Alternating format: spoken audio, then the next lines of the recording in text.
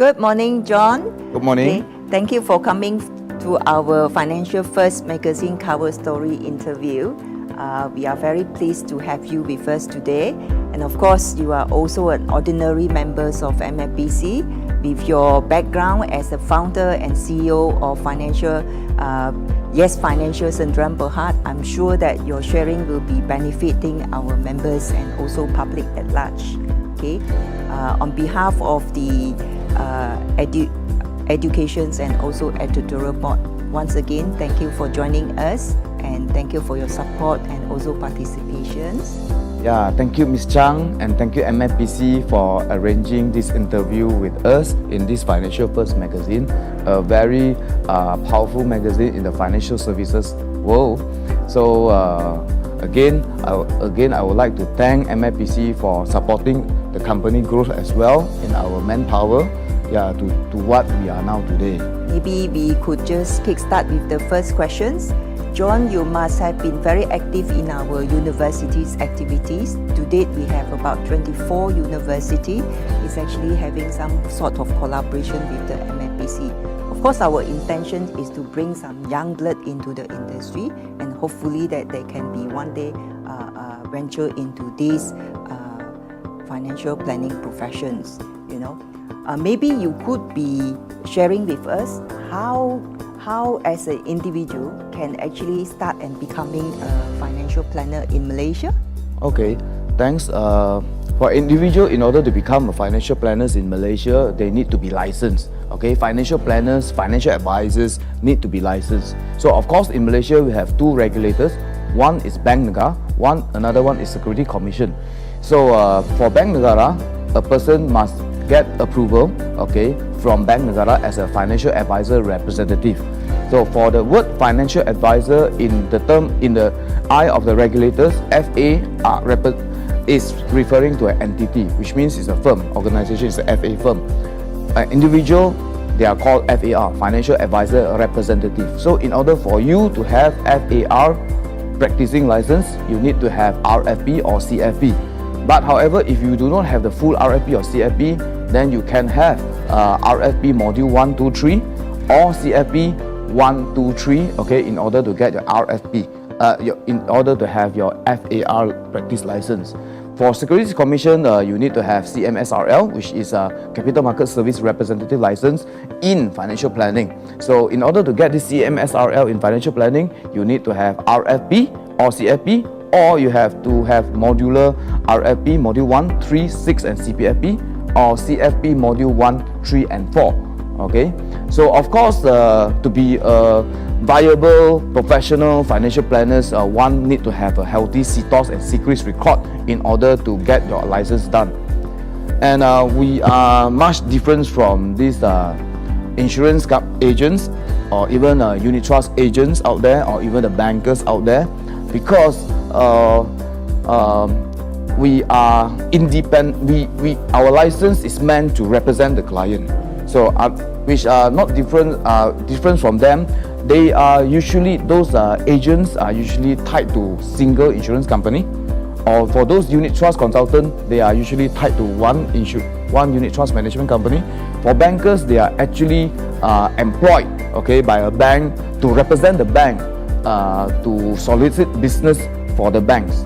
Okay, so we are licensed to represent the client. Of course, with this nature, financial advisors could probably solicit business across multiple brands, across multiple insurance companies, across multiple fund house, or even the Labuan jurisdiction, and we can charge a fee for that, right? So of course, for the financial advisor, we create conveniences to the client. Why?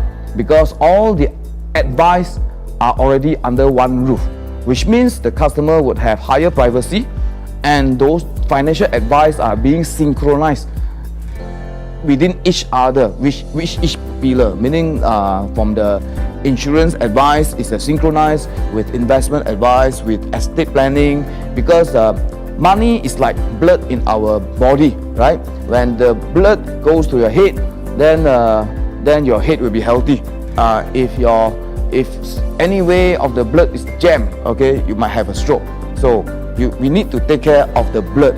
Okay, when the blood is healthy, generally that person is healthy. For personal finance, if the money is healthy, generally the person's wealth is healthy as well. So this will create a lot of convenience and privacy to the clients, and because the advisors can design, fit and compare, okay, those solutions from across so many brands, so many fund houses, so many insurance company, even across the Labuan side, okay, under the Labuan Insurance Company, under the Labuan FSA, for clients. Of course, for advisors, okay, the convenience for advisors to perform their tailor-made solution for their client, okay, in the non-biased, okay, independent and holistic way. Yeah, the advisor can actually design the solution, pick, compare, and mix, and simulate and execute the plan for the client, right? So with this, they can give their very sincere and honest advice, okay, where this sincere and honest advice actually can win clients' heart. But if we compare to the conventional channel, the type channel, okay, honesty might lead to loss of client because they have restriction on the product that they have, on the brands they carry, right? So of course with this, the FAs have lesser and almost zero lah. I mean, we cannot say zero. It's very less chance of conflict of interest, because basically your practice license of this from investment, insurance, advisory, all are already one roof. So there are very less conflict of interest would happen in the practice. Thank you, John. I think there is a lot of tasks and assignment that a financial advisor can take up. Of course, there are many solutions that can be provided to the clients. Maybe you could also share with us how well can this financial advisor done for a year, and how do they actually get paid, you know? Okay, so for a financial advisor, our source of income actually come from multiple source of income. Let me explain a little bit on this. So, of course, the first source of income would be the advisory fees, okay, where the customer pay a fee for advice. Okay, this fee, okay, can considered as a one-time fee or a recurring fee, okay, recurring or financial plans, or even a RAP fee. Okay, RAP fee is the fee to advise on investment portfolio, right? So first is the advisory fees. Second, product recommendation commission. Okay, and the source of income would come from brokerage commission as well, and trailer income, fund trailer income, which are paid by fund managers from the funds to the advisors, right? So of course, with this comprehensive advice, we cover life and general insurance solutions, both individual and corporate clients, capital market products and funds management, both for the individual and the corporate clients, the shareholder funds or whatsoever, and of course legacy planning, and for legacy planning, set up a will, set up an insurance trust, private trust, even foundations, these are things, and also offshore insurance. Yep, from normal individual to a family office. Okay, can be as simple as a normal person to a high net worth individual. So the scope is very wide and very deep.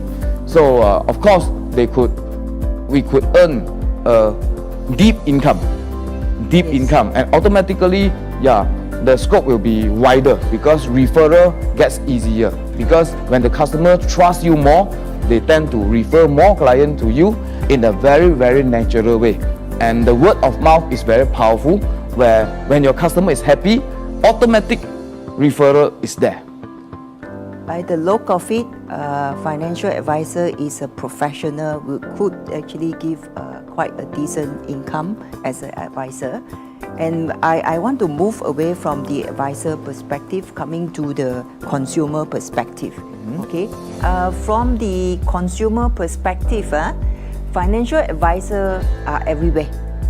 The challenge now is how to get the right one, you know. We would like to know if you have any criteria set for a consumer to look for a right financial consumer for themselves. Okay, thank you. This is a very good question. Yeah, however, I would like to say many claim themselves as a financial advisor or even financial planner in the market. But mostly, they are probably a bogus financial advisor, which means cetak rompak punya lah. Okay, the fake one. Okay, there are fake financial advisors. Many fake financial advisors out there. Like what I said just now, financial advisor must have license. Financial planners also must have license. So without a license, okay, in financial advisory, they are actually breaching Financial Services Act. Okay, if they claim to become a financial planners without a license, they are actually breaching Capital Market Services Act, right? So you could probably check the financial advisor whether he is licensed or not, he's approved or not. You can go to Bank Negara website, you just type related link Bank Negara, and you can see the approved financial advisor firms by Bank Negara are listed over there, and also with their financial advisor representative. So far we have 1040 FAR out there. Right? So for Capital Market Service License Financial Planning, okay, you could search from Security Commission website also under the ELA system, we call Electronic Licensing Application System. You can check the company whether this company is a financial planning license, we call Capital Market Service License in Financial Planning, or the individual, you can check their CMSRL status. So when you want to search for a viable, good financial advisors, it's like you search for a good, viable medical doctors. Of course, if you search for doctors, paper qualification and licenses is a must. You must make sure that doctor is properly licensed, they have a proper degree, these sort of things. Then only you look at their experience and their track record. So do financial advisor. So the financial advisor must be properly qualified and licensed. Like doctors, those people who are proper licensed as a doctor, they probably have the certain practice standard over there, right? Certain practice standard. Yes, they are doctors. It's just that the level of advice, whether it's bombastic or so-so only, right? For financial advisors, if they are full-fledged, they have their FAR, their CMSRL, okay, usually their practice standards are also there, right? So for people inside Yes Financial, those are advisors who are full-fledged in Yes Financial, they could perform non-biased holistic advice generally, and all of our full-fledged licensed financial advisors under Yes Financial could probably analyze, identify clients' financial strengths and weaknesses, okay, strategically enhance their asset, reduce their burden and even liabilities, unleash their financial potential by unlocking the customer's lazy asset or dead asset, okay. So for wealth optimization, so basically they can do that, and they are well versed with all kinds of financial products, financial tools, and even their applications. And they are generally sensitive to market sentiment, market movement, and daily news, right? So these are the standards of the advisors. Yeah. So I hope that this guideline can guide the public in whole to select for their proper financial advisor, okay, that can give them proper advice. Sure, John. So basically, for our readers, it is important to take note that you must get a licensed financial planner, okay? And of course, they are capable to actually give you the financial planning processes and steps, and definitely they will be able to provide you with recommendations, okay? All of them usually will be also sensitive with the market information. Ken, thank you, John. Then moving on, I mean, you have been actually found this financial planning company, okay? What have you actually seen have evolved for the last few decades in this industry, in the financial planning industry? So for financial advisory or financial planning industry, evolved from the conventional, the zaman datuk moyang, the period until now, okay, I can describe it in these few phases. Okay, for financial advice, Firstly, it will come from in the infant stage, baby stage, bayi. Okay. For example, if you want to sell a shoe to the Africans, okay, the deep jungle African. So basically, there's no people wearing shoes in Africa. So you need to tell them, hey, this is shoe. You need to wear a shoe. This is shoe. You need to wear a shoe. Then, after when come to the emerging market, why shoe? What type of shoe? Right? What type of shoe? Then you start to in the advanced stage. Then they start to think of okay, this is a sports shoe, this is an office shoe, these are things. Then after that, you go to very advanced stage, which are the designer solution. When come to designer solution, people will look at, wow, the shoe of the Nike so nice, so got style, this type of thing. So do financial services landscape. For example, insurance. When people do not know about insurance, you just tell what is insurance. What is insurance, until why insurance, what type of insurance, and how much, what's the shortfall that I need, until the designer solution of an insurance, where today you can see a lot of insurance advisor out there, okay, combine insurance trust, maybe inside a private trust, the value added of an insurance in the succession planning. These are designer solution. This is one of the main reason I incorporate this FA firm in Malaysia, because we believe that moving forward, this is the market of designer solution in financial services landscape in Malaysia. Okay, John, for so long, financial advisory services meant a client pay with a dedicated human advisor. Until recently, as robot advice is actually become a big topic, a hot topic for the industry. Many have chosen the technology-only route, citing that they is actually giving lower costs and they actually have access on 24/7 days. What is your opinion on this? Okay, yeah. There are a lot of saying about robo advisors and algorithm nowadays in the market, and also fintech. Yeah, as you know, Ants Financial are going for their IPO, although they face some hiccup at this moment.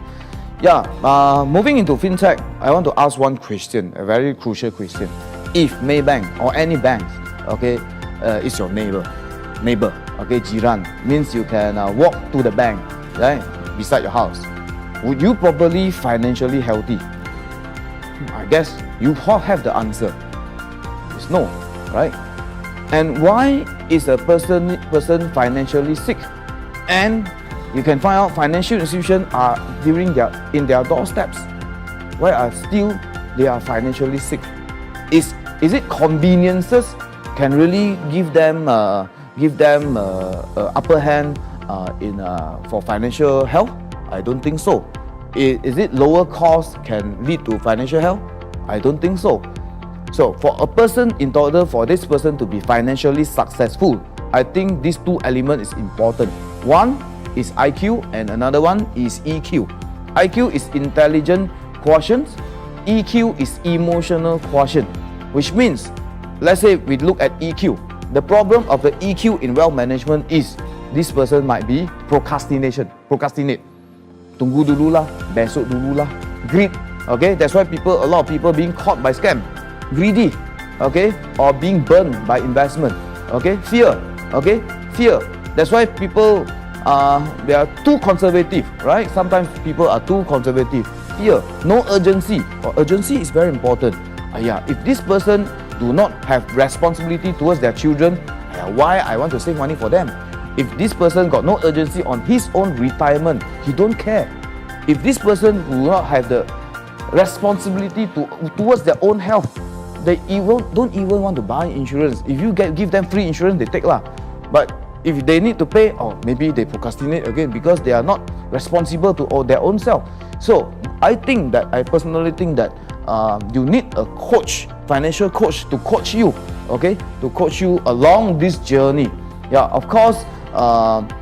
Lack of financial literacy also one of the reason for this person not to have financially help. So a coach that can coach these particular customers with discipline, with the emotional part of wealth management, and also the education part of the management.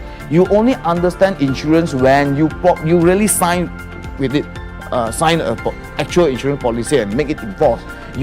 When do you really understand unit trust? When you really bought some unit trust. When are you going to understand stocks? When you really invest, queuing up, buying stocks in your CDS account. So these are, you learn through execution. There must be a person to hold your hands, okay, to walk through this journey. So many financial services are sold, not bought. Means what? For example, insurance are sold, not bought. You seldom see people call me, hey, I want to buy insurance. When usually people call you up, I want to buy insurance, you must be doubtful on this person, whether this person may be somewhere not correct, not healthy. I mean, he is sick, or he want to cheat insurance company or whatsoever. So usually insurance are being recommended by the insurance advisors. So do unit trust. This is the same thing, because generally customers fear of market volatility. That's why they are cautious on investment. So you need the advisors to educate them, to push them, maybe push some limit on them so that they can execute what they are planning to do. So, but for this speculative product or gearing product, that's another different story, right? Because that one is a very, very high risk investment and very, very volatile. And financial advisors also sometimes are very cautious in advising in this type of products, right? For of course, robo-advisor alone or fintech alone, I think it would only serve probably a very small portion of the population, not the general not the big portion of the population. But I personally believe in human assist robo-advisors, okay? Which means like those autonomous car is safer if a person is behind the vehicle, autonomous vehicle, in case of any black swan traffic condition. Yeah, you still can react, right? So I personally believe in human assist algorithm, and actually inside our mandate portfolio, okay, mandate funds, some of the portfolio are using algorithm as well, but there are fund managers behind, okay, assist the algorithm. Sometimes the algorithm might have not so some of the important decision still need the human intervention from the licensed fund managers. Agree, John? Definitely, robot cannot replace a human, especially if you need to calm people, not panic selling. Okay, and you have to do this thing immediately. We need a push from a good advisor, okay, to actually safeguard our actions as well. Okay, maybe if we look at it in Malaysia, there are many channels we can actually have good business done. Okay, a great value propositions actually demonstrating that a brand or maybe your company would have a special uniqueness to actually offer to your customer.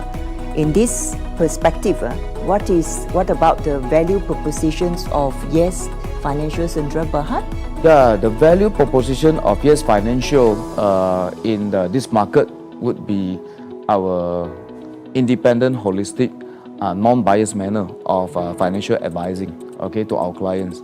So we are a full-fledged licensed financial advisor firm. Why I say full-fledged? A full-fledged licensed financial advisor firm would have majorly 7 principal license from the regulators, which are the financial advisors, approved financial advisor license, approved Islamic financial advisor license from Bank Negara, okay, capital market service license in financial planning, DSUT, DPRS from Securities Commission. We need to have QTA, CPRA license from Federation of Investment Managers Malaysia, where all these things can allow us to offer really holistic, non-biased, sincere advice to our client, right? So with this, we can carry mostly all big brands of life insurance from A to Z, from Allianz, Prudential, AIA, Hong Leong, whatsoever. Yeah, those big brands, small brands into our platform, in our collaboration, and also access to more than 29 fund houses in Malaysia with more than 450 funds, right? Not only that, we could we could have the access to the offshore jurisdiction of Labuan, okay, with Labuan Insurance Company and the access to more than 20 offshore asset management companies, fund houses, with more than a few hundreds of funds available. Yep. So we work with bank-based trustee as well for legacy planning, and also offshore trustee for legacy planning as well, especially for the high net worth individual. So I guess this is a very good value proposition that we can give to our clients. For the advisors, okay, in terms of recruitment, we strategize in the term of we have very great coaching, very good track record, very high retention rate, a successful ratio to retain highly perform, highly productive financial advisor representative. Yeah, we could our coaching system would make a complicated things simple to digest. When these things are complicated, being simplified and being told to the customer also understand easier. People tend to understand those very complicated things. When being complicated, people hardly do decision. So we are able to simplify the complicated things. So for our advisors to digest, for our client to digest as well. With this, it is easier to be duplicated. When things are easier to duplicated, success ratio across our advisors are high, and the company can grow faster in this way.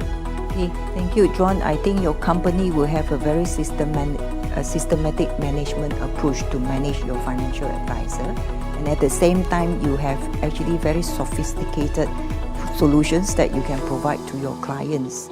I hope that will actually encourage more financial advisors to actually come into company as such, so you can put a lot more value-added services to the clients.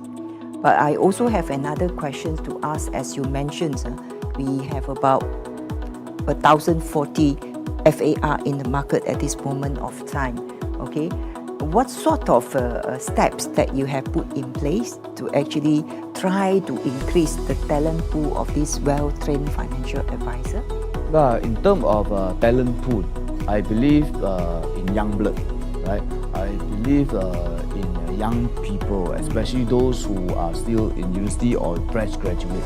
So because these type of people, they do not have baggage, right? They do not have baggage from their previous profession, whether they are from the banks or insurance company or whatsoever, or previous employers. They are easily to train, but sometimes it's hard to groom, yeah, because they might be too young. Okay, they have not much life experience. So this talent pool usually we take from universities. Okay, like those are big technology firms, engineering firms. They tend to take from this university, whether it's a public or private university, on their faculty of engineering. But here we venture into this faculty of commerce, faculty of banking, financial services. Other than that, we actually increase our awareness, public awareness through social media, okay, and through word of mouth, right?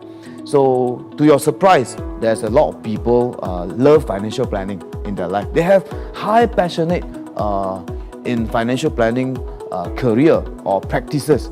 And when sometimes we meet them or we interview them, the reaction is like love at first sight, you know. Wow, I searched for this quite a long time ago. Wow, I'm so happy that have this type of channel already. So they are getting so excited. So these people, they would probably join the industry, and they do well in this industry. And actually, we must be very happy that Malaysia, we have this channel, right? So when I talk to certain, when I give some speech over in overseas, there are agents out there, right? There are conventional agents out there are so envy that wow, Malaysia have this FA channel where their country didn't have. And when I go to the more advanced countries like Singapore, those FAs say, oh, Malaysia got FAs already.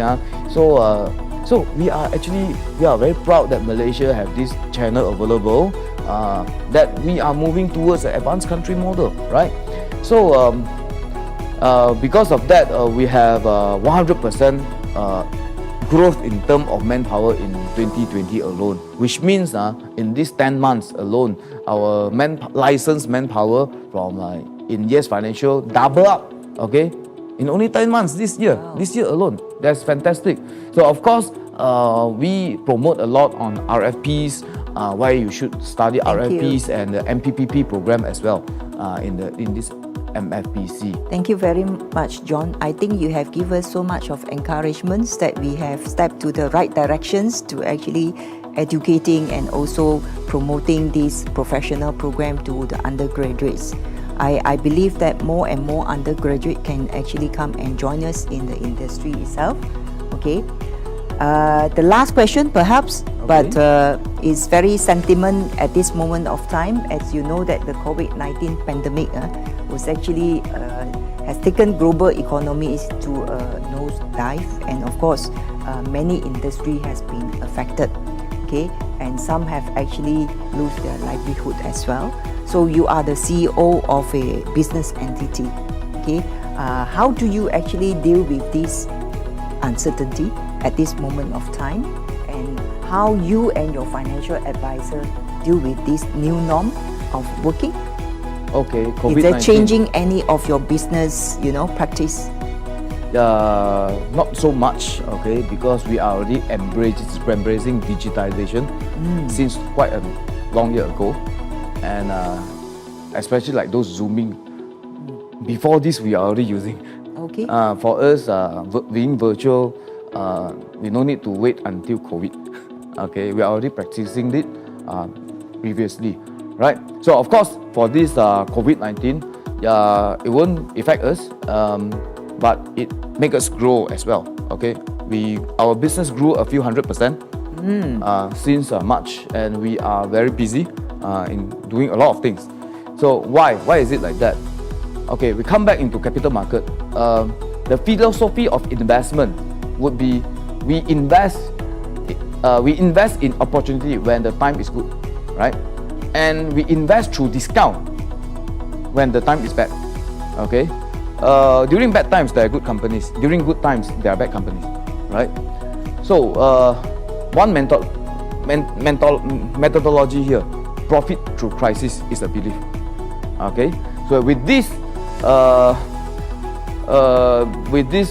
to say, rate cards, OPR cards, with this unlimited QE, with this stimulus package from all those government across the globe, okay, money is everywhere. Sad to say, money is everywhere. So I'm busy education the public in terms of virtual webinar, okay, and virtual training to our own advisors almost every day, okay, on this capital market, and also for insurance. Why? Because when people face some risk, they tend to think, oh, what if, right? So what if I what if I pass away, what if? So indirectly, the insurance business also grew, right? And indirectly, estate planning business also grew. So this is when people have there's a risk out there, then people tend to think about risk management. But at the same time, the capital market got crazy because of all this financial easing, right? We are very busy, and we do a lot of Facebook Live as well to educate the public. And at the end of the day, manpower growth, business growth.